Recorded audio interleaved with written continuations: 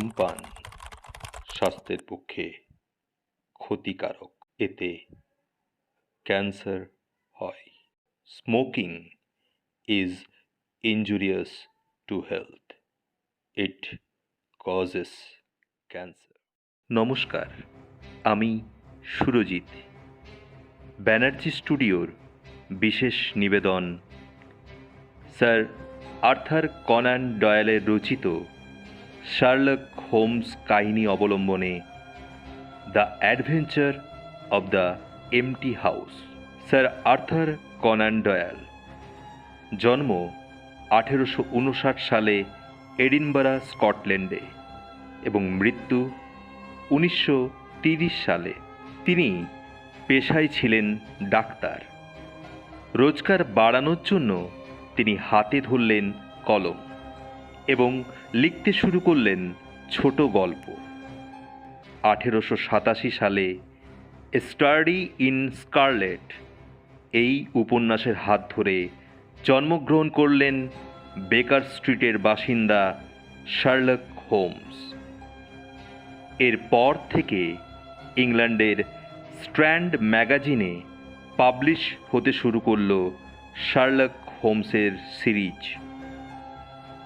1881 সাল থেকে শুরু করে একটানা 1893 সাল পর্যন্ত চলল শার্লক হোমসের সিরিজ। তারপর কিছুটা বিরক্ত হয়ে sir Arthur Conan Doyle Sherlock হোমসকে মেরে ফেললেন দ্য ফাইনাল প্রবলেম গল্পটিতে, যেখানে তার প্রতিপক্ষ মারিয়াটি। কিন্তু সেখানেই কি সব সত্যি শেষ হয়ে গিয়েছিল? মারা গেছিল শার্লক হোমস? তার জন্য শুনতে হবে the adventure of the MT house. প্রধান চরিত্রে শার্লক হোমস, ডক্টর ওয়াটসন, লেস্টার্ড এবং কর্নেল মোরান। শুরু হচ্ছে আজকের গল্প শার্লক হোমস কাহিনী অবলম্বনে the adventure of the MT house. 1894 সালের অত্যন্ত অস্বাভাবিক ও দুর্বোধ্য অবস্থার মধ্যে মাননীয় রোনাল্ড অ্যাডায়ারের হত্যাকাণ্ড সারা লন্ডন শহরকে কৌতূহলী করে তুলেছিল। শৌখিন সমাজকে করে তুলেছিল বিষণ্ণ। পুলিশি তদন্তের ফলে এ অপরাধের যেসব বিবরণ প্রকাশিত হয়েছিল সে সবই মানুষরা জানতে পেরেছে। কিন্তু সেই সময়ে অনেক কিছুই চেপে রাখা হয়েছিল, কারণ সরকার পক্ষের সাক্ষ্য প্রমাণগুলি এত বেশি শক্তিশালী ছিল যে সব ঘটনাকে তুলে ধরার কোনো দরকারই পড়েনি। কিন্তু প্রায় 10 বছর পর আজ আমাকে সেই উল্লেখযোগ্য ঘটনা শৃঙ্খলের হারানো যোগসূত্র তুলে ধরবার অনুমতি দেওয়া হয়েছে। একটি অত্যন্ত বিশিষ্ট মানুষের চিন্তা ও কার্যকলাপের যে ছবি আমি মাঝে মাঝে জনসাধারণের সামনে তুলে ধরেছি, তাতে যারা কিছু পরিমাণ আগ্রহ দেখিয়েছেন তাদের কাছে আমার নিবেদন, আমার সব কথা এতদিন তাদের না জানানোর জন্য তারা যেন আমাকে দোষী না মনে করেন। কারণ সেই লোকটির নিজের মুখের সুস্পষ্ট নিষেধাজ্ঞায় আবদ্ধ না হলে সব কথা তাদের অবগত করানোটাকে আমার প্রথম কর্তব্য বলে মনে করতাম। মাত্র সেদিন, গত মাসের 3 তারিখে সেই নিষেধাজ্ঞা তুলে নেওয়া হয়েছে। সহজেই কল্পনা করা যেতে পারে যে শার্লক হোমসের সঙ্গে নিবিড় ঘনিষ্ঠতার ফলে অপরাধ সম্পর্কে আমি গভীরভাবে আগ্রহী হয়ে উঠেছিলাম। তার নিখোঁজ হবার পরে যে সমস্ত সমস্যা জনসাধারণের সামনে উপস্থিত হয়েছে সেই সময়ের সেগুলি আমি যত্ন করে পড়েছি। এমনকি আত্মতুষ্টির জন্য সেই সব সমস্যার সমাধানের জন্য একাধিকবার তার পদ্ধতিগুলি প্রয়োগেরও চেষ্টা করেছি। অবশ্য তাতে বিশেষ সফলতা লাভ করতে পারিনি। কিন্তু অন্য কোনো ঘটনাই রোনাল্ড অ্যাডায়ারের এই শোচনীয় মৃত্যুর মতো এত বেশি আমাকে কৌতূহলী করে তুলতে পারেনি। বিচারকালীন যেসব সাক্ষ্য প্রমাণের ফলে এক বা একাধিক অজ্ঞাত পরিচয় লোকের বিরুদ্ধে ইচ্ছাকৃত হত্যার রায় দেওয়া হয়েছিল, সেগুলি পড়তে পড়তে আমি যেন নতুন করে উপলব্ধি করলাম শার্লক হোমসের মৃত্যুতে সমাজের কত বড় ক্ষতি হয়েছে। সারাদিন গাড়িতে বসে ঘুরতে ঘুরতে এই ঘটনাটির কথাই ভাবছিলাম। বিচারের শেষে যেসব ঘটনা জনসাধারণের গোচরীভূত হয়েছিল, দুইবার বলা গল্পের পুনরুল্লেখের ঝুঁকি নিয়ে আমি সেগুলি আবার পুনরাবৃত্তি করছি। মাননীয় রনাল্ড অ্যাডেয়ার, তিনি ছিলেন অস্ট্রেলিয়ার কোনো এক উপনিবেশের তৎকালীন গভর্নর মেনুক এর আর্লের দ্বিতীয় পুত্র। চোখের ছানিতে অস্ত্রোপচারের জন্য অ্যাডেয়ারের মা তখন সবে অস্ট্রেলিয়া থেকে ফিরেছে, ছেলে রোনাল্ড ও মেয়ে হিল্ডাকে নিয়ে। মহিলা তখন 427 পার্ক লেনে থাকে। যুবকটি ভালো সমাজে চলাফেরা করত।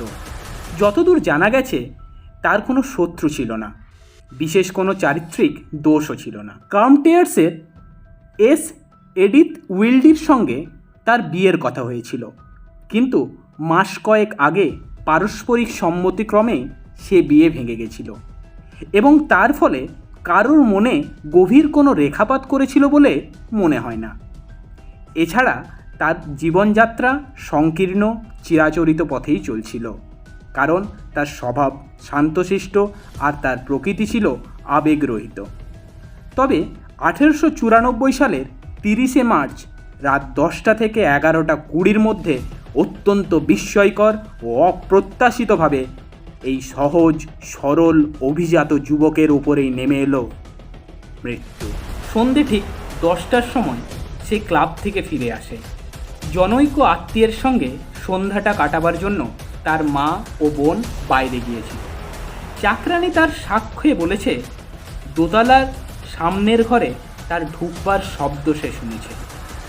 11:20 লেডি মেনুক ও তার মেয়ের ফিরে আসার আগে সে ঘরে আর কোনো শব্দ শোনা যায়নি।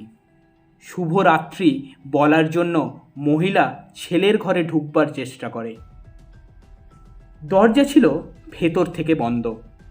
তাদের ডাকাডাকি ও ধাক্কাধাক্কিতেও কোনো সাড়া মেলে না। লোকজন ডেকে দরজা ভাঙা হলো। দেখা গেল হতভাগ্য যুবকটি টেবিলের কাছে পড়ে আছে। রিভলভারের গুলিতে মাথাটা ভয়ঙ্কর ক্ষতবিক্ষত হয়ে গেছে, কিন্তু ঘরের মধ্যে কোনো অস্ত্র পাওয়া যায়নি। টেবিলের ওপর পড়েছিল 10 পাউন্ডের 2খানা ব্যাংক নোট এবং স্বর্ণ মুদ্রায় 17 পাউন্ড ও 10 শিলিং বিভিন্ন ছোট ছোট পরিমাণে সাজানো। একটা ক্লাবে কিছু সংখ্যা ও ক্লাবের বন্ধুদের নাম লেখা ছিল। তার থেকে অনুমান করা হয় যে মৃত্যুর আগে তাস খেলার হারজিত নিয়ে একটা হিসেব কষবার চেষ্টা করছিল সে। বিস্তারিত পরীক্ষা নিরীক্ষার ফলে ঘটনাটা আরও জটিল হয়ে দেখা দিল। প্রথমত, যুবকটি কেন যে ভেতরের দরজা বন্ধ করেছিল তার কোনো কারণ খুঁজে পাওয়া গেল না। হত্যাকারী যে কাজটা করে তারপর জানালা দিয়ে পালিয়ে গেছে এরকম একটা সম্ভাবনা ছিল। জানালা থেকে অন্তত 20 ফুট নিচে, আর সেখানে ছিল প্রস্ফুটিত জাফরান ফুলের ক্যারি। সেই ফুলের ওপর বা মাটিতে কোনো চিহ্নই পাওয়া যায়নি, অথবা বাড়ি থেকে রাস্তা পর্যন্ত যে ছোট ঘাসে ঢাকা জমি সেখানেও কোনো চিহ্ন ছিল না। কাজেই স্পষ্টতই বোঝা যায় যে যুবকটি নিজের দরজাটা নিজেই বন্ধ করেছিল। কিন্তু তার মৃত্যুটা ঘটল কেমন করে? কোনো রকম চিহ্ন না রেখে তো কেউ জানালা পর্যন্ত বেয়ে উঠতে পারে না। যদি ধরে নেওয়া যায় যে কেউ জানালা দিয়ে গুলি ছুঁড়েছিল, তাহলে তো বলতে হয় যে লোক রিভলভার নিয়ে এরকম মারাত্মক আঘাত হানতে পারে সে খুব পাকা শিকারী। তাছাড়া পার্ক লেনে এত জনবহুল পথ, বাড়ির 100 গজের মধ্যে একটা গাড়ির আড্ডাও রয়েছে, কেউ গুলির শব্দ শুনতে পায়নি, অথচ একটা লোক মারা গেল। পাওয়া গেল একটা রিভলভারের বুলেট, যার আঘাতের সঙ্গে সঙ্গেই লোকটির মৃত্যু ঘটল। এই হলো পার্ক লেন রহস্যের বিবরণ। সারাদিন এই ঘটনাগুলিকে নিয়েই মনের মধ্যে নাড়াচাড়া করতে লাগলাম। চেষ্টা করতে লাগলাম যাতে এমন একটা থিওরি বের করতে পারি যার দ্বারা সব কিছুকে ব্যাখ্যা করা যায়। সন্ধ্যাবেলাতে পার্কের ভেতর দিয়ে হাঁটতে হাঁটতে প্রায় 6টা নাগাদ পার্ক লেনের অক্সফোর্ড স্ট্রিট এর দিকটায় গিয়ে পৌঁছালাম। পথের ওপর একদল বাউন্ডলে লোক একটা বিশেষ জানলার দিকে তাকিয়েছিল। সেই বাড়িটা দেখতে গিয়েছিলাম। তারাই আমাকে সেই বাড়িটা দেখিয়ে দিল। রঙিন চশমা চোখে একটি লিকলিকের ঠ্যাঙা লোক। আমার মনে হয়েছিল যে লোকটি একজন সাদা পোশাক পরা গোয়েন্দা। কি যেন বলছিল, আর অন্য সকলে তাকে ঘিরে মনোযোগ দিয়ে তার কথা শুনছিল। যতটা সম্ভব তাদের কাছে এগিয়ে গেলাম, কিন্তু তার কথাগুলি অবাস্তব মনে হয়ে বিরক্তি হয়ে সেখান থেকে চলে এলাম। সরতে গিয়েই আমার পিছনে দাঁড়ালো একটা বিকৃত দেহ বয়স্ক লোকের সঙ্গে আমার ধাক্কা হলো। তার হাতের কয়েকটা বই নিচে পড়ে গেল। এই আকস্মিক দুর্ঘটনার জন্য তার কাছে ক্ষমা চাইতে চেষ্টা করলাম, কিন্তু স্পষ্টতই বুঝতে পারলাম দুর্ভাগ্যবশত যে বইগুলো আমার ধাক্কা লেগে পড়ে গিয়েছিল সেগুলো তার চোখে অত্যন্ত মূল্যবান বস্তু। ঘৃণায় গর্জে উঠে সে মুখ ঘুরিয়ে চলে গেল। তার বাঁকানো পিঠ ও সাদা জুলফি ভিড়ের মধ্যে অদৃশ্য হয়ে গেল। 427 নম্বর পার্ক লেনের বাড়িটা পর্যবেক্ষণ করেও সমস্যার কোনো সুরাহা হলো না। একটা নিচু দেওয়াল ও রেলিং দিয়ে বাড়ির রাস্তা থেকে আলাদা করা হয়েছে। সব মিলিয়ে দেওয়ালটা 5 ফুটের বেশি নয়। কাজেই যে কোনো লোকের পক্ষে বাগানে ঢোকা খুব সহজ, কিন্তু জানলাটা একান্তভাবেই অনধিগম্য, কারণ অত্যন্ত সক্ষম লোকের পক্ষেও বেয়ে উঠবার মতো কোনো জলের পাইপ বা অন্য কিছু সেখানে ছিল না। অত্যন্ত বিচলিত চিত্তে কেনসিংটনে ফিরে এলাম। পড়ার ঘরে 5 মিনিটও বসিনি, এমন সময় চাকরানি ঘরে ঢুকে জানালো একটা লোক আমার সঙ্গে দেখা করতে চাইছে। কি আশ্চর্য! লোকটি আর কেউ নয়, আমার সেই বিচিত্র বৃদ্ধ পুস্তক সংগ্রহকারী। সাদা চুলের ফ্রেমে ভেতর থেকে তার বিশীর্ণ কুঞ্চিত মুখখানি বেরিয়ে আছে, আর অন্তত ডজন খানেক মহামূল্যবান বই সে ডান বগলের নিচে চেপে ধরে আছে। একটা অদ্ভুত কর্কশ গলায় সে বলল, আমাকে দেখে আপনি দেখছি অবাক হয়েছেন স্যার। স্বীকার করলাম, তা হয়েছি। এই দেখুন তো, আমারও তো একটা বিবেক আছে স্যার। এই যখন দেখলাম আপনি ওই বাড়িতে ঢুকলেন, তখন আমিও আপনার পিছু পিছু এলাম। ভাবলাম ভিতরে ঢুকে দয়ালু ভদ্রলোকটিকে একবার দেখে আসি, আর বলে আসি যে আমার যদি একটু রুক্ষ ব্যবহার করেও থাকি, তবু আমার কোনো খারাপ অভিপ্রায় কিন্তু ছিল না। এই আমার এই বইগুলো কুড়িয়ে দেবার জন্য আমি তার কাছে খুবই কৃতজ্ঞ। আমি বললাম, তুচ্ছ জিনিসকে আপনি বড় বাড়িয়ে বলছেন। জিজ্ঞাসা করতে পারি কি, আপনি আমার পরিচয় জানলেন কেমন করে? আসলে কি জানেন স্যার, আমি আপনার একজন প্রতিবেশী। ও 4 স্ট্রিটের মোড়ে আমার ছোট বইয়ের দোকানটা আপনি দেখতে পাবেন। আপনার সঙ্গে দেখা হওয়ায় খুব খুশি হলাম। এই মনে হচ্ছে আপনিও যেন বই সংগ্রহ করে থাকেন স্যার। এই তো রয়েছে এই ব্রিটিশ বার্ডস, ক্যাটালাস আর দি হোলি ওয়ার। এর প্রত্যেকটি বই কিন্তু খুব দামি।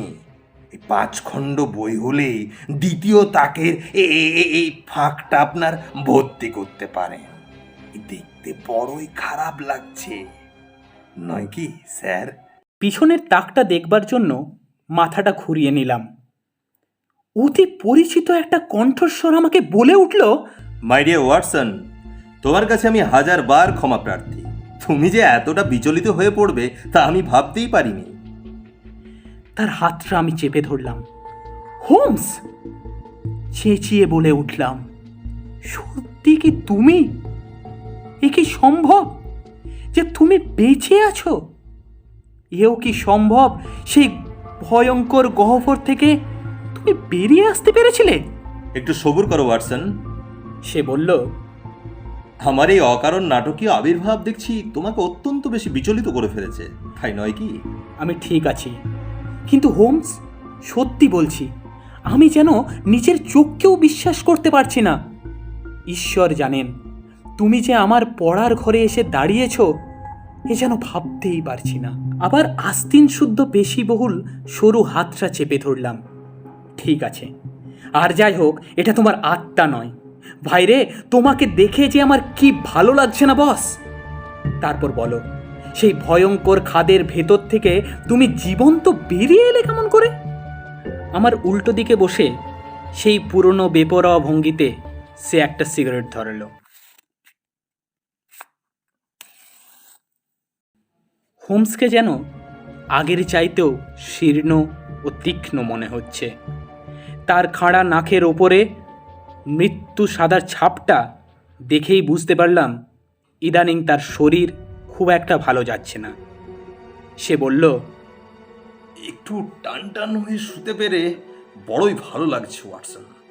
এই ঘন্টার পর ঘন্টা একটা পা তুলে চলাফেরা করা একটা ঢ্যাঙ্গা লোকের পক্ষে মোটেই মজার ব্যাপার নয়। আসলে কি জানো ভাই, এসব সাজগোজের ব্যাখ্যা হিসেবে শুধু এইটুকুই বলতে চাই যে আজ রাতে একটা কঠিন ও বিপজ্জনক কাজ আমাদের জন্য কিন্তু অপেক্ষা করে আছে। যে কাজটা সারা হয়ে যাবার পর সব ব্যাপারটা তোমাকে আমি বুঝিয়ে বলবো। আমার খুবই কৌতূহল হচ্ছে, এখনই সব কথা শুনতে চাই আমি। আজ রাতে তুমি আমার সঙ্গে থাকছো তো? যখন বলবে, যেখানে যেতে বলবে, আমি তোমার সাথে আছি। এই তো আগেকার দিনের মতোই কথা।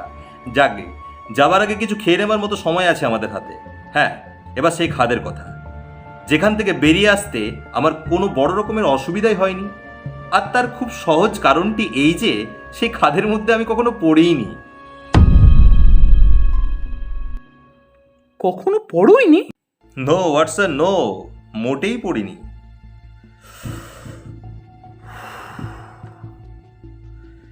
এই তোমার জন্য যে চিরকুটটা লিখে রেখে গিয়েছিলাম তার প্রতিটি কথাই সত্যি।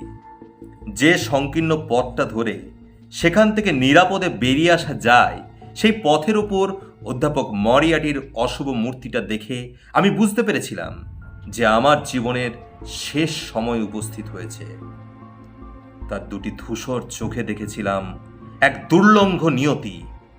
কাজেই তার সঙ্গে কিছুক্ষণ বাক্য বিনিময় করে একটা চিরকুট লিখবার সৌজন্যমূলক অনুমতি চেয়ে নিলাম।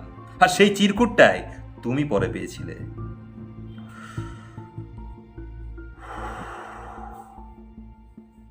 আমার সিগারেটের বাক্স আর লাঠিটা সহ চিরকুটটাকে সেখানেই রেখে পথটা ধরে হাঁটতে লাগলাম। মরিয়াটি সবসময় আমার পেছনে ছিল। একেবারে শেষ প্রান্তে পৌঁছে ঘুরে দাঁড়ালাম। সে কোনো অস্ত্র বের করলো না, আমার দিকে ছুটে এসে লম্বা হাত বাড়িয়ে আমাকে জড়িয়ে ধরল। সে জানতো যে তার খেলা সাঙ্গ হয়েছে, তাই সে আমার উপর প্রতিশোধ নিতে তখন বদ্ধপরিকর।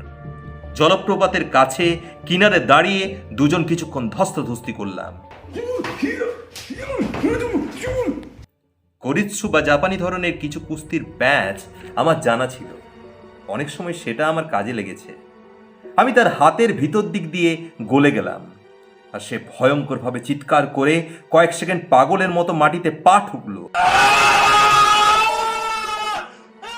দুই হাত বাড়িয়ে বাতাসকে আঁকড়ে ধরতে চেষ্টা করলো, কিন্তু এত চেষ্টা সত্ত্বেও টাল সামালতে না পেরে উল্টে নিচে পড়ে গেল।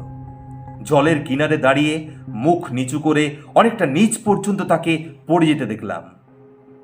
তারপরই পাথরে ধাক্কা খেয়ে ছিটকে গিয়ে সে সশব্দে জলের মধ্যে পড়ে গেল। সিগারেটের ধোঁয়া ছাড়তে ছাড়তে হোমস কথাগুলি বলে গেল। আমি অবাক বিস্ময়ে শুনতে লাগলাম। কিন্তু পায়ের দাগ? আমি চেঁচিয়ে বললাম, আমি যে নিজের চোখে দেখেছি পথ ধরে দুজনে এগিয়ে গেছে, কিন্তু কেউ ফেরেনি। সেটা এইভাবে ঘটেছিল। অধ্যাপক উধাও হবার সঙ্গে সঙ্গেই আমার মনে হয়েছিল নিয়তি কি অদ্ভুত সৌভাগ্য আমার জন্য বয়ে এনেছে। আমি জানতাম একমাত্র মরিয়াটি আমার হত্যার শপথ নেয়নি। এমন অন্তত আরও 3টে লোক আছে যাদের মনে আমার প্রতিহিংসা নেওয়ার মৃত্যুতে তীব্রতর হবে। তারা সকলেই অত্যন্ত ভয়ঙ্কর প্রকৃতির লোক। একজন না একজন আমার খোঁজ পাবেই। অপরপক্ষে সারা জগৎ যদি জেনে যায় যে আমি মারা গিয়েছি, তাহলে এই লোকগুলো ব্যাপারটাকে হালকাভাবে নেবে। তারা প্রকাশ্যে ঘুরে বেড়াবে এবং 2 দিন আগে হোক বা 2 দিন পরে আমি তাদের শেষ করে ফেলতে পারবো। আমি যে এখনো বেঁচে আছি সে কথা ঘোষণা করবার সময় আসবে সেই দিন। মস্তিষ্ক এত দ্রুত কাজ করে যে অধ্যাপক মরিয়াটি রাইকেনবাক জলপ্রপাতের নিচে পৌঁছাবার আগেই এসব চিন্তা আমার মাথায় খেলে গিয়েছিল। উঠে দাঁড়িয়ে পিছনকার পাহাড়ের দেয়ালটাকে ভালো করে পরীক্ষা করে দেখলাম। আর এই ঘটনার হুবহু বিবরণ তুমি প্রকাশ করেছিলে কয়েক মাস পরে, সেটা আমি আগ্রহ সহকারে পড়েছি। তাতে তুমি লিখেছ যে পাহাড়ের দেয়ালটা ছিল খাঁজবিহীন খাড়াই। সেটা কিন্তু আক্ষরিক অর্থে সত্য নয়। পা রাখবার মতো কয়েকটা জায়গা ছিল তাতে, এবং একটা আলসের মতোও ছিল। পাহাড়টা এত উঁচু ছিল যে তার সবটা বেয়ে উপরে ওঠা একেবারেই অসম্ভব। আবার কোনো রকম পায়ের চিহ্ন না রেখে ভিজে পথটা ধরে চলাও একেবারে অসম্ভব। হ্যাঁ, একথা ঠিক যে আমি পায়ের জুতোটা উল্টো করে পরে নিতে পারতাম। হ্যাঁ, এরকম অবস্থায় আমি সেটা অনেকবার করেছি। কিন্তু 3 জোড়া পা একই দিকে চলে গেছে দেখলে অনেকের মনেই সন্দেহ দেখা দিত। তাই সব দিক চিন্তা ভাবনা করে ঠিক করলাম যে পাহাড় বেয়ে ওঠার ঝুঁকিই নিতে হবে। ব্যাপারটা খুব মজাদার, তাই নয় কি ওয়াটসন? নিচে জলপ্রপাত গর্জন করে চলেছে। হ্যাঁ, তবে আমি অবশ্য কল্পনাপ্রবণ লোক নই, কিন্তু তোমাকে বলছি ওয়াটসন, আমি যেন শুনতে পেলাম খাদের নিচের থেকে মরিয়াটির কণ্ঠস্বর আমাকে ডাকছে। একটু ভুল হলেই জীবনান্ত হবে।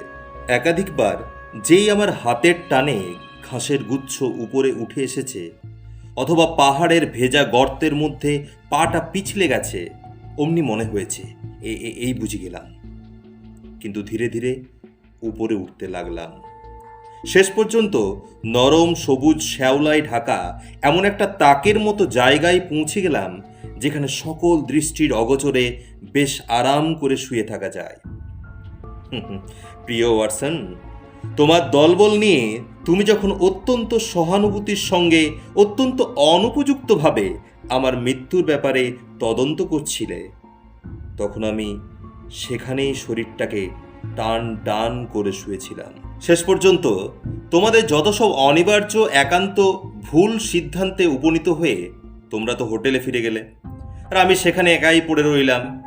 ভেবেছিলাম আমার অভিযান বুঝি শেষ হয়ে গেছে, কিন্তু একটা অপ্রত্যাশিত ঘটনা আমাকে বুঝিয়ে দিল যে তখনও অনেক বিস্ময় আমার জন্য জমা হয়ে আছে।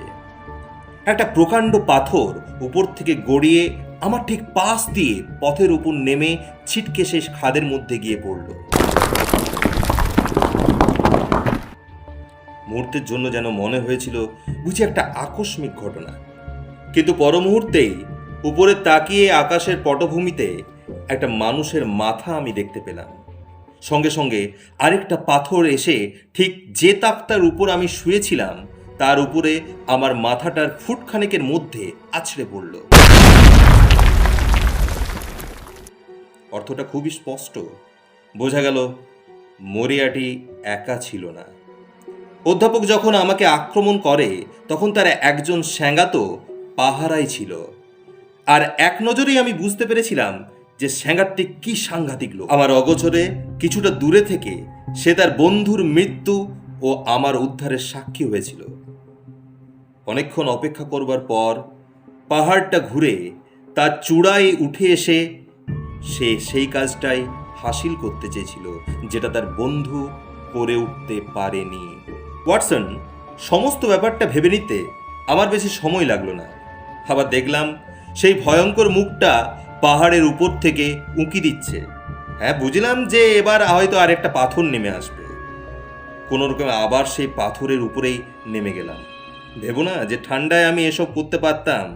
উপরে উঠে যাওয়ার চাইতে এই কাজটা ছিল 100 গুণ বেশি শক্ত। কিন্তু বিপদের কথা ভাববার সময় ছিল না, কারণ আমি যখন সেই তাকের কিনারা ধরে ঝুলে পড়লাম, তখন আরও একটা পাথর সশব্দে আমার পাশ দিয়ে নিচে নেমে গেল। মাঝামাঝি পর্যন্ত নেমে হাতটা ফসকে গেল, কিন্তু ঈশ্বরের আশীর্বাদে ক্ষতবিক্ষত রক্তাক্ত দেহটাকে নিয়ে আমি পথের উপর নেমে পড়লাম। সঙ্গে সঙ্গে ছুটলাম।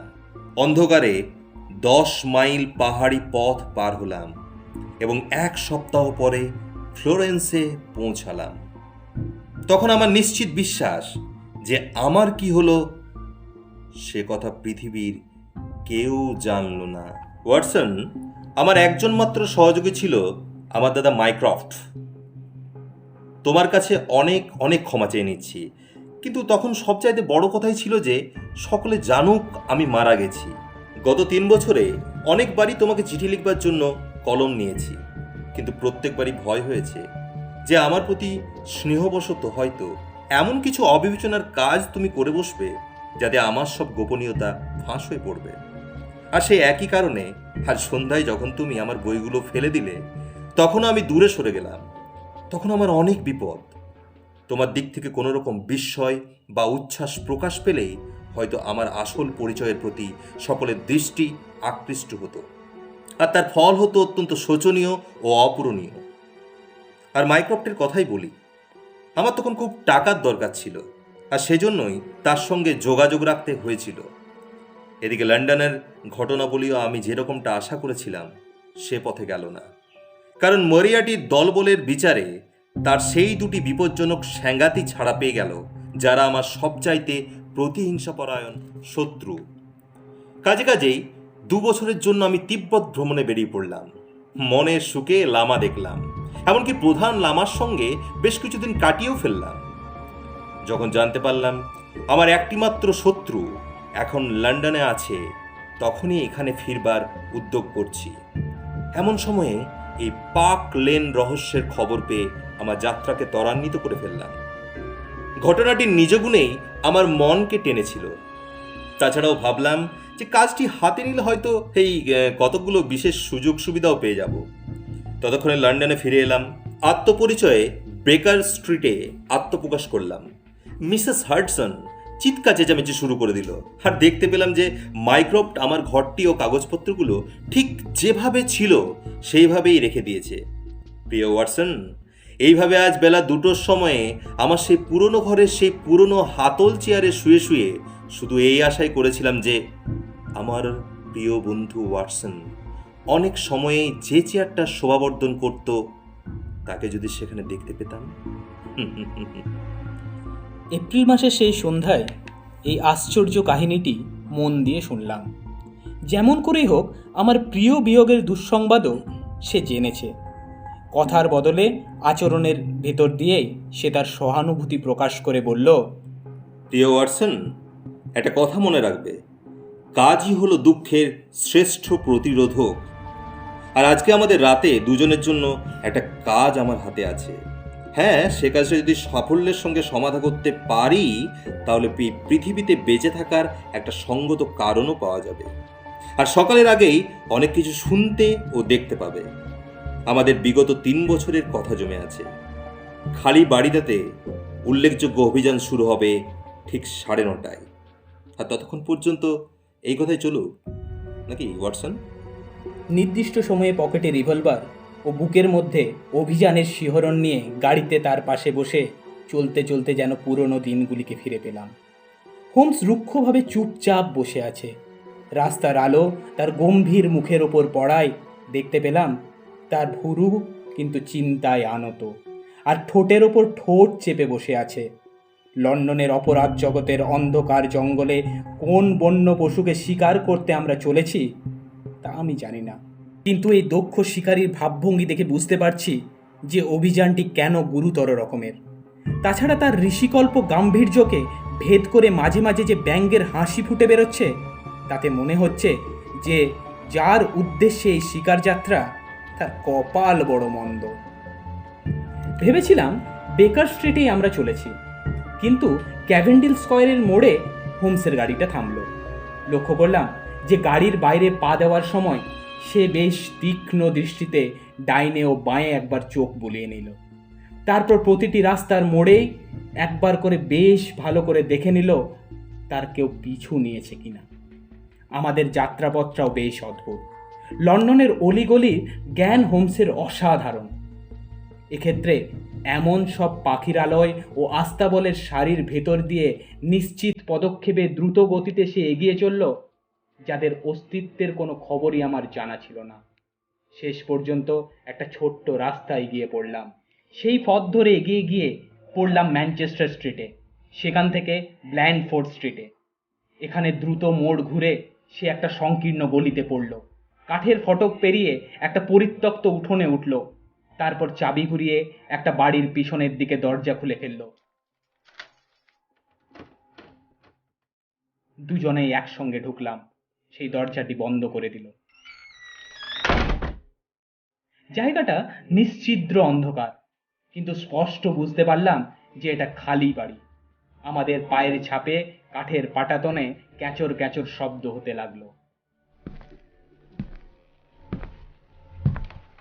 হাত বাড়িয়ে দেওয়াল ছুঁয়ে বুঝতে পারলাম যে দেওয়ালের গা থেকে কাগজগুলো ফিতের মতো ঝুলছে। ঠান্ডা সরু আঙ্গুল দিয়ে আমার কোমরটা জড়িয়ে ধরল হোমস। আমাকে নিয়ে একটা লম্বা হলের ভেতরে এগিয়ে গেল। হোমস হঠাৎ ডান দিকে ঘুরে গেল, আর আমরাও একটা বড় চৌকো খালি ঘরে প্রবেশ করলাম। ঘরের কোণগুলো গাঢ় ছায়ায় ঢাকা, কিন্তু বাইরের রাস্তার আলো পড়ে ঘরের ভেতরটা ঈষৎ আলোকিত। কাছাকাছি কোনো বাড়ি ছিল না, জানলায় জমেছিল পুরু ধুলো। কাজেই ভেতরে আমরা পরস্পরের আকৃতিটা শুধু দেখতে পাচ্ছিলাম। সঙ্গীটি আমার কাঁধে হাত রেখে তার ঠোঁট নিয়ে এলো আমার কানের কাছে। আমরা কোথায় এসেছি জানো? সে ফিস ফিস করে বলল। আবছা জানলা দিয়ে তাকিয়ে জবাব দিলাম, এটা নিশ্চয়ই বেকার স্ট্রিট, না? ঠিক, আমরা আছি ক্যান্ডেন হাউসে। বাড়িটা আমাদের পুরনো বাসার ঠিক উল্টো দিকে। কিন্তু এখানে এসেছি কেন? কারণ এখান থেকে ওই চমৎকার বাড়িটার একটা ভালো ছবি পাওয়া যায়। প্রিয় ওয়াটসন, তোমাকে যাতে কেউ দেখতে না পায় সে বিষয়ে বেশ সতর্ক হয়ে তুমি কি একটু কষ্ট স্বীকার করে জানলাটার আরও একটু কাছে এগিয়ে যাবে এবং সেখান থেকে আমাদের সেই পুরনো ঘরগুলোর দিকে একবার তাকাবে, যেখান থেকে আমাদের অনেক ছোটোখাটো অভিযানেরই সূত্রপাত ঘটেছে। আর তোমাকে অবাক করে দেবার মতো যে ক্ষমতা আমার ছিল, এই 3 বছরের অনুপস্থিতিতে সেটা একেবারেই চলে গেছে কি না সেটাও একবার যাচাই করে নেব। পা টিপে টিপে এগিয়ে পরিচিত জানলাটার ভেতর দিয়ে তাকালাম। সেখানে চোখ পড়তেই আমি আঁতকে উঠলাম। গলা দিয়ে একটা বিস্ময়ের চিৎকার বেরিয়ে এলো। জানালার পর্দা নামানো, ঘরে একটা কড়া আলো জ্বলছে। ঘরের মধ্যে চেয়ারে উপবিষ্ট একটি মানুষের ছায়া জানলার উজ্জ্বল পর্দার ওপর কালো কঠিন রেখায় ফুটে উঠেছে। মাথার ভঙ্গি, কাঁধের চৌকো ভাব আর টান টান দেহ গঠন, এসব কোনো মতে ভুল হবার নয়। মুখটা অর্ধেক ঘোরানো থাকার ফলে একটি কালো সিলুয়েটের সৃষ্টি হয়েছে, যেরকম ছবি বাঁধিয়ে রাখতে পছন্দ করেন আমাদের ঠাকুরদারা। হোমসের একটি সঠিক প্রতিকৃতি।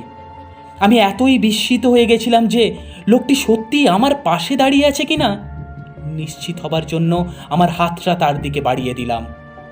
নীরবে হাসিতে সে তখন কাঁপছে। কি হলো? সে বলল। হায় ঈশ্বর, আমি চেঁচিয়ে বললাম, এ যে বিস্ময়কর। সে উত্তর দিল, আমি বিশ্বাস রাখি যে আমার সীমাহীন বিচিত্র কর্মক্ষমতা বয়সের চাপে শুকিয়ে যায়নি, অথবা গতানুগতিকতায় অকেজো হয়েও যায়নি। সত্যি একেবারেই আমার মতো হয়েছে, তাই না ওয়াটসন? আমি শপথ করে বলতেও রাজি আছি যে ওটা তুমি। হ্যাঁ, এ কাজের কৃতিত্ব অবশ্য গ্রেনোবেলের মসিয়ে অস্কার মুনিয়ের প্রাপ্য। কয়েকটা দিন খেটে তিনিই ছাঁচটা তৈরি করেছেন। মূর্তিটা অবশ্য মোমের, বাকি কাজটা আমিই করেছি। এই তো আজকে বিকেলে বেকার স্ট্রিটে হাজির থেকে। কিন্তু কেন? প্রিয় ওয়াটসন, তার কারণ আমি যখন সত্যিই অন্যত্র রয়েছি তখন যাতে কিছু লোক ভাবে যে আমি ওখানেই আছি। আর এটাই হচ্ছে এর কারণ। অর্থাৎ তুমি ভেবেছিলে যে তোমার ঘরের ওপর নজর রাখা হয়েছিল? ইয়েস ওয়াটসন, আমি জানতাম নজর রাখা হয়েছিল। আমার পুরনো শত্রু ওয়াটসন, যাদের নেতা রাইফেনবাগ জলে শুয়ে আছে, সেই মনোহর দলটি। তোমাকে মনে রাখতে হবে যে একমাত্র তারাই জানতো আমি এখনো বেঁচে আছি। তারা বিশ্বাস করে যে আজ হোক বা কাল আমি অবশ্যই ঘরে ফিরব। তারা আগাগোড়াই নজরে রেখেছিল, আর আজ সকালে তারা আমাকে আসতেও দেখেছে। তুমি কেমন করে জানলে? কারণ জানালা দিয়ে তাকিয়ে তাদের নেতাকে আমি চিনতে পেরেছি। বেচারি নিরীহ মানুষ, নাম পাকার, পেশায় ডাকাত, আর ইহুদিদের বেহালা খুব ভালো বাজাতে পারে। তাকে আমি থোড়াই কেয়ার করি। কিন্তু আমার দুশ্চিন্তা তার পিছনকার দুর্ধর্ষ লোকটিকে নিয়ে। লোকটি মরিয়াটির প্রাণের বন্ধু। সেই পাহাড়ের উপর থেকে পাথর গড়ে ফেলেছিল। লন্ডনের সবচাইতে ধূর্ত ও বিপজ্জনক দুর্বৃত্ত সে। ওয়াটসন, আজ রাতে সেই লোকটি আমার পিছনে লাগবে। কিন্তু আমরা যে তার পিছনে লেগেছি সে লোকটি এ বিষয়ে কিছুই জানে না। আমার বন্ধুর পরিকল্পনাটা ক্রমশ প্রকাশ পেতে লাগলো। দূরের ওই কোনাকুনি ছায়াটা হচ্ছে টোপ, আর আমরা হলাম শিকারী। অন্ধকারে নিঃশব্দে দাঁড়িয়ে দুজনেই দেখতে লাগলাম আমাদের সামনে দিয়ে কত লোকের দ্রুত আসা যাওয়া।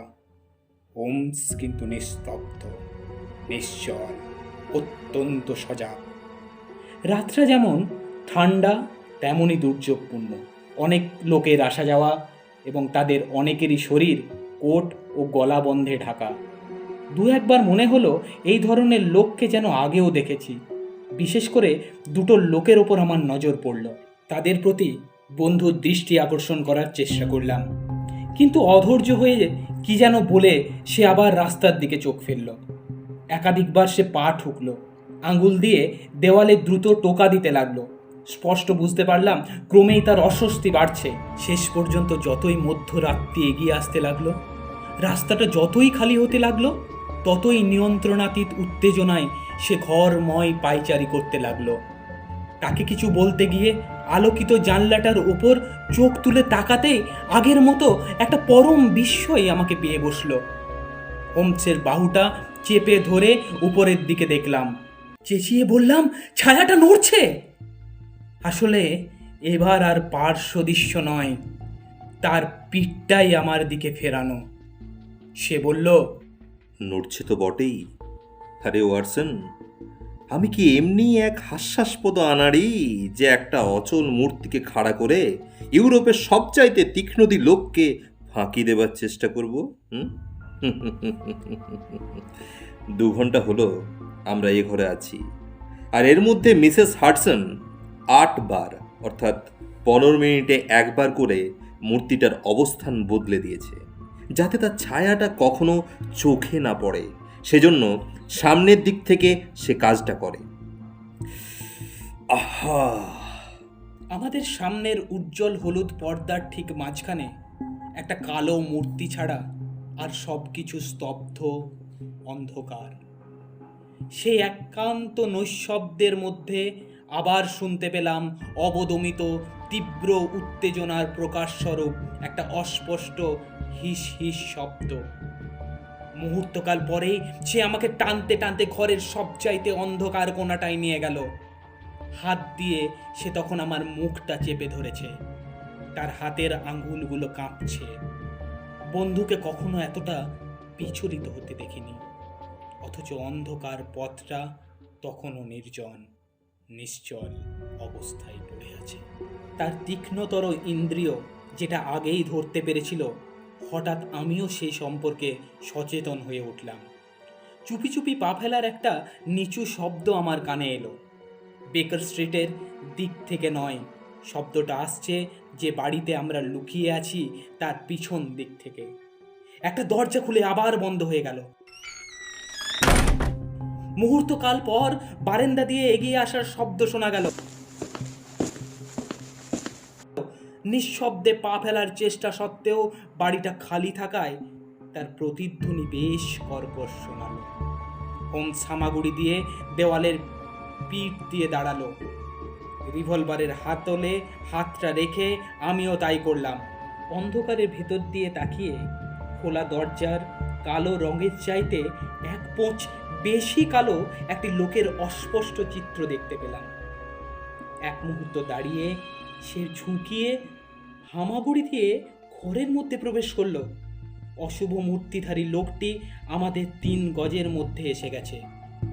সে লাফিয়ে পড়লে তার মোকাবেলা করার জন্য প্রস্তুত হলাম, কিন্তু তখনই বুঝতে পারলাম যে আমাদের উপস্থিতির কথা সে জানে না। আমাদের একেবারে পাশ ঘেঁষে এগিয়ে সে চুপি চুপি জানলার কাছে গেল। খুব আস্তে নিঃশব্দে জানলাটার আধ ফুট তুলে দিল। সে ফাঁকটুকু দিয়ে রাস্তার আলোটা পুরোপুরি তার মুখে এসে পড়ল। মনে হলো লোকটি উত্তেজনায় অস্থির হয়ে উঠেছে। চোখ দুটো তারার মতো জ্বলজ্বল করছে, সারা শরীর কাঁপছে।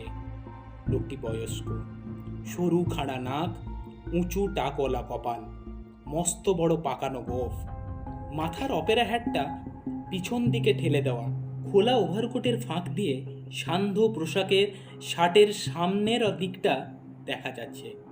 মুখটা শুকনো ও ধোঁয়াটে, মোটা মোটা দাগে ভর্তি। হাতে একটা লাঠির মতো জিনিস ছিল, কিন্তু সেটা মেঝের ওপর রাখবার সময় ঠং করে একটা ধাতব শব্দ হলো। তারপর সে ওভারকোটের পকেট থেকে একটা ভারী বস্তু বের করে এমন সব ক্রিয়াকাণ্ড করতে লাগলো যার ফলে শেষ পর্যন্ত ক্লিক করে একটা জোরালো কর্কশ শব্দ হলো, যেন একটা স্প্রিং বা খিল ঠিক জায়গায় বসে গেছে। তারপর হাঁটু ভেঙে বসে বন্দুকের কুঁদোটাকে জানলার তাকের ওপর বসিয়ে দিল।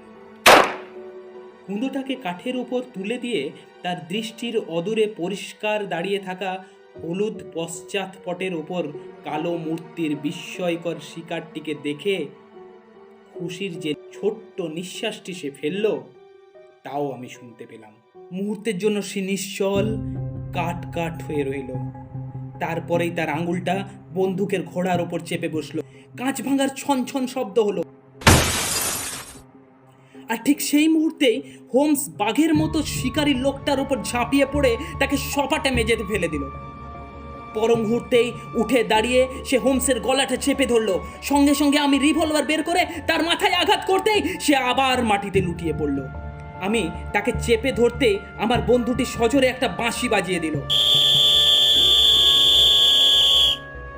বাঁধানো পথের ওপরে দৌড়ে আসার খটখট শব্দ শোনা গেল। ইউনিফর্মধারী 2টি পুলিশ ও সাদা পোশাকের একটি গোয়েন্দা ছুটতে ছুটতে সামনের ফটকটা পেরিয়ে ঘরে ঢুকলো। হোমস বলল, লেস্ট্রেড, তুমি? হ্যাঁ মিস্টার হোমস, কাজটা আমি নিজের হাতেই নিয়েছি। আপনি আবার লন্ডনে ফিরে এসেছেন দেখে খুব খুব ভালো লাগছে স্যার। ওহো, এই কিছু বেসরকারি সাহায্য তোমাদের দরকার বলে মনে করছি। 1 বছরে 3টি হত্যাকাণ্ডের কোনো কিনারা হলো না। না না না লেস্ট্রেড, এটা তো চলতে পারে না। হ্যাঁ, তবে মলসি রহস্যের ব্যাপারটা তুমি তো বেশ অল্প সময়েই বেশ ভালোভাবে মোকাবিলা করেছিলে। সকলেই উঠে দাঁড়ালাম। আমাদের বন্দিটি ঘন ঘন নিঃশ্বাস ফেলছে। তার দুপাশে 2টি দশাই কনস্টেবল দাঁড়িয়ে। ইতিমধ্যেই বেশ কিছু পথচারী রাস্তায় জমা হতে শুরু করলো। হোমস জানলার কাছে এগিয়ে গিয়ে সেটা বন্ধ করে দিয়ে পর্দাটা নামিয়ে দিল। লেস্ট্রেড 2টো মোমবাতি বের করলো, আর পুলিশরা তাদের লণ্ঠনের ঢাকনা খুলে দিল। এতক্ষণে আমরা বন্দিটিকে ভালোভাবে দেখতে পেলাম। একটি একান্ত পুরুষোচিত অথচ অশুভ মুখ আমাদের দিকে তাকিয়ে আছে। তার 2টি চোখই হোমসের উপর নিবদ্ধ। তার দৃষ্টিতে ঘৃণা ও বিস্ময় সম অংশে প্রকাশমান। বিড়বিড় করে সে শুধু বলতে লাগলো, তুমি একটা শয়তান, ইউ আর আ স্কাউন্ডারেল। কুচকানো কলারটি ঠিক করতে করতে হোমস বলল, আরে কর্নেল যে, পুরনো নাটকে একটা সংলাপ আছে, প্রেমিকাদের মিলনেই পথের শেষ। রাইকেনবাগ জলপ্রপাতের উপরকার তাকের উপর শুয়ে থাকবার সময় সেই যে তোমার মনোযোগ আমার উপর পড়েছিল, তারপর থেকে আমার মনে হয় না যে আর তোমার সঙ্গে কোনোদিন দেখা হয়েছে। কর্নেল তখনও স্বপ্নাচ্ছন্নের মতো আমার বন্ধুর দিকে তাকিয়েছিল। You are a scoundrel! Holmes উত্তর দিল, ও, এখনো তো আপনাদের সঙ্গে একে পরিচয় করিয়ে দিইনি। হ্যাঁ, এই ভদ্রলোক হচ্ছেন কর্নেল সেবাস্টিয়ান মোরান, মহামান্য মহারানীর ভারতীয় বাহিনীর প্রাক্তন কর্মী। তার মতো ভালো শিকারী আমাদের পাশ্চাত্য সাম্রাজ্যে আর একজনও পাওয়া যাবে না। কর্নেল, যদি বলি যে তোমার বাঘ শিকারের তালিকা আজও প্রতিদ্বন্দ্বীবিহীন, আশা করি তাহলে আমি সঠিক কথাই বলবো। হিংস্র বৃদ্ধটি কোনো কথা বলল না, শুধু আমার বন্ধুর দিকে এক দৃষ্টিতে তাকিয়ে রইল। দুটি বন্য চোখ ও খোঁচা খোঁচা দাড়িতে তাকে একটি বাঘের মতোই দেখাচ্ছিল। হোমস আবার বলল, আমার এই অতি সরল কৌশল এরকম একটি শিকারীকে ঠকাতে পেরেছে দেখে আমি কিন্তু সত্যিই অবাক হয়ে যাচ্ছি। আর এই কৌশল তো তোমারও জানা থাকবার কথা কর্নেল। একটা ছাগলছানাকে গাছের নিচে বেঁধে রেখে রাইফেল নিয়ে গাছের উপরে বসে কখন বাঘটা শিকারের লোভে এসে হাজির হবে তার জন্য কি তুমি কখনো অপেক্ষা করে থাকো নেই? আর এই খালি বাড়িটাই তো আমার গাছ, আর তুমি হলে বাঘ। একাধিক বাঘ এসে হাজির হয় অথবা তোমার লক্ষ্য ভ্রষ্ট হয়, সেজন্য তুমি তো হাতের কাছে বাড়তি বন্দুকও রাখতে। এরাই চারিদিক দেখিয়ে সে বলল, আমার বাড়তি বন্দুক, কাজেই তুলনাটা হুবহু মিলে যাচ্ছে। ক্রোধে গর্জে উঠল কর্নেল মোরান। সামনে ঝাঁপিয়ে পড়তেই কনস্টেবলরা তাকে পিছন থেকে টেনে ধরল। তার মুখ তীব্র ক্রোধে ভয়ঙ্কর হয়ে উঠেছে। হোমস আবার বলল, হ্যাঁ, আমি স্বীকার করে নিচ্ছি কর্নেল যে একদিক থেকে তুমি আমাকে একটু অবাক করে দিয়েছো। তুমি যে নিজেই এই খালি বাড়িটাতে ও তার সুবিধাজনক সামনের জানলাটা ব্যবহার করবে সেটা কিন্তু আমি মোটেই আশা করিনি। হ্যাঁ, আমি ভেবেছিলাম তুমি রাস্তা থেকেই কাজটা সারবে, আর সেই জন্যই আমার বন্ধু লেস্ট্রেড ও তার লোকরা সেখানেই তোমার জন্য অপেক্ষা করছিল। এটুকু ব্যতিক্রম ছাড়া আর সবকিছুই আমার প্রত্যাশা মতোই ঘটেছে। কর্নেল মোরান সরকারি গোয়েন্দার দিকে ঘুরে তাকালো, বলল, আমাকে গ্রেপ্তার করবার আপনার যথেষ্ট কারণ থাকতেও পারে, আবার নাও থাকতে পারে, কিন্তু এই লোকটার বকবকানি আমাকে কেন সহ্য করতে হবে? আর আইনের হাতে আমি যদি ধরা পড়ে থাকি তাহলে আইনগত ব্যবস্থাই নেওয়া হোক। লেস্ট্রেড বলল, দেখুন, এটা খুবই যুক্তিপূর্ণ কথা। মিস্টার হোমস, আমরা চলে যাওয়ার আগে আপনার আর কিছু বলবার আছে কি? হ্যাঁ, একটা কথা জিজ্ঞাসা করতে চাই। আচ্ছা, তুমি কোন অভিযোগটা পছন্দ করতে চাও? কোন অভিযোগ স্যার? কেন, অবশ্যই মিস্টার শার্লক হোমসকে হত্যার চেষ্টার অভিযোগ। হলো না লেস্ট্রেড, মোটেও গেস করতে পারলে না। আমি মোটেই এ ব্যাপারে থাকতে চাই না। এই উল্লেখযোগ্য গ্রেপ্তারের কৃতিত্ব তো তোমার, একমাত্র তোমার। হ্যাঁ হ্যাঁ লেস্ট্রেড, আমি বলছি এটা শুধু তোমার কৃতিত্ব, আর আমি তোমাকে এই জন্য কংগ্র্যাচুলেশন জানাচ্ছি। তোমার স্বভাবসিদ্ধ কৌশল ও সাহসিকতার সংমিশ্রণের ফলেই তুমি তাকে হাতের মধ্যে পেয়েছো। হাতের মধ্যে পেয়েছি? কাকে মিস্টার হোমস? সারা পুলিশ বাহিনী যে লোকটিকে খুঁজে বেড়াচ্ছে, গত মাসের 30 তারিখের 427 নম্বর পার্ক লেনের 3 তলার সামনের দিককার খোলা জানলা দিয়ে একটা হাওয়া বন্দুক থেকে গুলি ছুড়ে যে লোক মাননীয় রোনাল্ড অ্যাডেয়ারকে হত্যা করেছে,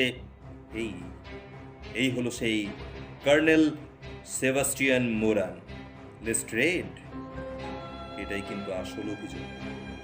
ওয়াটসন, ভাঙা জানলা দিয়ে আসা ঠান্ডা বাতাস যদি সহ্য করতে পারো, তাহলে আমি মনে করি যে আমার পড়ার ঘরে বসে একটা সিগারেট টানতে টানতে আধ ঘন্টা সময় আমরা বেশ আনন্দেই কাটিয়ে দিতে পারি। কি যাবে? হোমস, এটা নিশ্চয়ই তোমার কল্পনা মাত্র। সে যাই হোক, কথাটার উপর আমি আর বিশেষ জোর দিতে চাই না। কারণ যাই হোক, তবে মোরান ভুল পথে যেতে শুরু করল। প্রকাশ্যে কোনো কেলেঙ্কারি না করলেও ভারতবর্ষে তার টেকা দায় হয়ে উঠল। অবসর নিয়ে সে লন্ডনে ফিরে এলো, আর এখানেও তার অখ্যাতি ছড়িয়ে পড়ল। সেই সময়ই অধ্যাপক মরিয়ার্টি তাকে খুঁজে বের করল এবং সাময়িকভাবে তাকে দলপতি বানিয়ে দিল।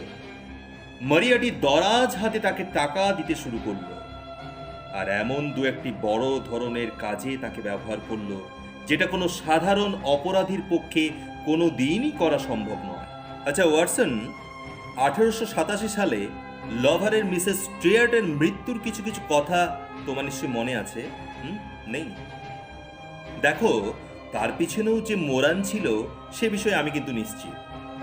অবশ্য তার কোনো প্রমাণ আমার কাছে নেই বা কোনোদিন পাওয়াও যাবে না। এমন কৌশলের সঙ্গে কর্নেলকে আড়াল করে রাখা হতো যে মরিয়াটির দলটা যখন ভেঙে গেল তখনও কিন্তু তাকে জড়ানো গেল না। এই তো সেদিনটার কথা তোমার নিশ্চয়ই মনে আছে, যেদিন তোমার ঘরে ঢুকেই হাওয়া বন্দুকের ভয়ে আমি খড়খড়িটা নামিয়ে দিয়েছিলাম। সেদিনও তো তুমি নিশ্চয়ই আমাকে কল্পনা প্রবণই ভেবেছিলে। কিন্তু আমার কাজ আমি ভালোই বুঝেছিলাম, কারণ এই বিশেষ বন্দুকটির কথা আমি জানতাম। আর আমি এও জানতাম যে তার পিছনে রয়েছে পৃথিবীর অন্যতম শ্রেষ্ঠ লক্ষ্যবিদ। আর আমরা যখন সুইজারল্যান্ডে ছিলাম তখনও মরিয়াটিকে নিয়ে সে আমাদের পিছু নিয়েছিল, এবং নিঃসন্দেহে সেই লোকই রাইকেনবাগ জলপ্রপাতের পার্শ্ববর্তী তাকের উপর সে অশুভ 5 মিনিট আমাকে উপহার দিয়েছিল। হ্যাঁ, তুমি ধরে নিতে পারো যে কোনো রকমে যাতে তাকে পাকড়াও করতে পারি তারই সুযোগ লাভের আশায় আমি ফ্রান্স পরিভ্রমণ করেছিলাম। আর আমি বিশেষ মনোযোগ দিয়ে খবরের কাগজগুলিও পড়তাম। সে যতদিন লন্ডনের বুকে স্বাধীনভাবে চলাফেরা করবে ততদিন আমার পক্ষে বেঁচে থাকা এক দুরন্ত বিড়ম্বনা। তার ছায়া দিন রাত আমাকে ঘিরে থাকবে, এবং আগে হোক বা পরে একদিন তার সুযোগ আসবেই আসবে। আমি বা কি করতে পারি বলো? দেখা মাত্রই তো তাকে আর গুলি করে মেরে ফেলতে পারি না, কারণ তাহলেই তো আমাকে কাঠগড়ায় উঠতে হয়। কোনো ম্যাজিস্ট্রেটের কাছে আবেদন করেও কোনো লাভ হবে না আমার মনে হয়। একটা প্রমাণহীন সন্দেহের ভিত্তিতে তো তারা তাকে কিছুই করবে না। কাজেই কিছুই আমি করতে পারি না। তবু অপরাধ সংক্রান্ত খবরের উপর নজর রাখতে লাগলাম। ভাবলাম একদিন না একদিন তাকে ধরতেই পারবো। তারপর ঘটল রোনাল্ড অ্যাডেয়ারের মৃত্যু। শেষ পর্যন্ত সুযোগ হাতে এলো। আমি যতদূর জানতাম তাতে এটা যে কর্নেল মোরানের কাজ সেটা কি একেবারে সুনিশ্চিত নয়। ছেলেটির সঙ্গে সে তাস খেলেছে, ক্লাব থেকেই তার পিছু নিয়ে বাড়ি পর্যন্ত গেছে, অবশেষে খোলা জানলা দিয়ে তাকে গুলি করেছে। আর এই বিষয়ে বিন্দুমাত্র কোনো সন্দেহ আমার থাকতেই পারে না। বুলেটগুলোই তার গলায় ফাঁসির দড়ি পড়াবার পক্ষে যথেষ্ট। সঙ্গে সঙ্গেই আমি এখানে চলে এলাম। শাস্ত্রীটি আমাকে দেখে ফেলে। আমি নিশ্চিত জানতাম এই মুহূর্তে আমার তার পথ থেকে সরিয়ে দেবার চেষ্টা করবে সে, আর সেজন্য তার ওই মারাত্মক অস্ত্রটাই ব্যবহার করবে। তার জন্য জানলায় একটা চমৎকার শিকার রেখে দিলাম এবং পুলিশকে জানিয়ে দিলাম যে তাদের দরকার হতে পারে।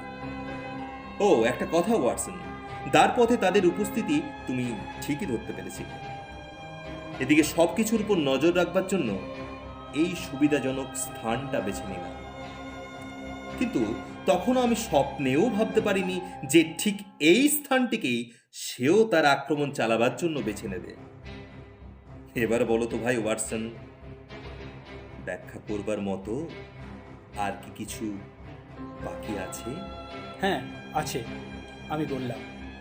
কর্নেল মোরান কোন উদ্দেশ্যে মাননীয় রোনাল্ড অ্যাডেয়ারকে হত্যা করেছিল সেটা কিন্তু তুমি এখনো বুঝিয়ে বলনি। আরে আমি তো মনে করে এখানেও কোনো অসুবিধা দেখা হওয়ার কথাই নয়। সাক্ষ্য প্রমাণ থেকে জানা গেছে যে সে সহখেলুড়ে হিসেবে কর্নেল মোরান ও যুবক অ্যাডেয়ার অনেক টাকা জিতে নিয়েছিল। মোরান নির্ঘাত খেলায় অসৎ উপায় অবলম্বন করত। হ্যাঁ, এটা কিন্তু আমি অনেক দিন থেকেই জানতাম। আর আমার বিশ্বাস খুন বা দিনই অ্যাডেয়ার ধরতে পারে যে মোরান খেলায় জোর চুরি করছে। খুব সম্ভব গোপনে সে এ নিয়ে মোরানের সঙ্গে কথাও বলেছে এবং তাকে ভয় দেখিয়েছে যে সে যদি স্বেচ্ছায় ক্লাবের সদস্য পদ ছেড়ে না দেয় ও আর যদি কখনো তাস খেলবে না বলে প্রতিজ্ঞা না করে তাহলে তার জোর চুরির কথা সে প্রকাশ করে দেবে। অ্যাডেয়ারের মতো একটা অল্প বয়সের ছেলে, তার চাইতে বয়সে অনেক বড় একজন সুপরিচিত লোকের মুখোশ খুলে দিয়ে সঙ্গে সঙ্গে একটা মারাত্মক কেলেঙ্কারি কাণ্ড করে বসবে, সেটা তো স্বাভাবিক নয়। সম্ভবত আমি যেরকমটা ভেবেছি সেইভাবেই সে কাজ করেছে। ক্লাব থেকে বহিষ্কৃত হওয়া মানেই মোরানের সর্বনাশ, কারণ তাস খেলায় জোচ্চুরি করেই উপার্জিত টাকাই তার সংসার চলে। আর অ্যাডেয়ার যখন বাড়ি ফিরে কত টাকা তাকে ফেরত দিতে হবে তাই হিসেব করার চেষ্টা করছিল, কারণ সহকেলুরের জোচ্চুরি টাকায় সে ভাগ বসাতে চায়নি। তখনই মোরান তাকে খুন করল। পাছে মহিলারা হঠাৎ ঘরে ঢুকে এইসব নাম ও টাকা পয়সা নিয়ে সে কি করছে তা জানতে চায়, তাই সে দরজাটা বন্ধ করে দিয়েছিল ভেতর থেকে। কি ওয়াটসন, এটা চলবে তো? তুমি যে সত্যকেই ধরতে পেরেছো সে বিষয়ে আমার কোনো সন্দেহ নেই। বিচারকালে এটা সমর্থিত বা মিথ্যা প্রমাণিত হবে। ইতিমধ্যে আর যাই ঘটুক না কেন, কর্নেল মোরান আর আমাদের বিরক্ত করতে আসবে না। ভন হার্ডারের বিখ্যাত হাওয়া বন্দুকটি স্কটল্যান্ডের ইয়ার্ড সংগ্রহশালায় শোভাবর্ধন করবে। আর লন্ডনের জটিল জীবনযাত্রায় যে প্রচুর পরিমাণে ছোট ছোট সমস্যা ছড়িয়ে আছে সেগুলির তদন্ত কার্যে মিস্টার হোমস পুনরায় নির্বিঘ্নে আত্মনিয়োগ করতে পারবে। তাহলে হোমস, আবার আমরা একসাথে রহস্য উন্মোচন করব তো? ও অফকোর্স, অবশ্যই করবো ওয়াটসন। মনে হয় না তোমার?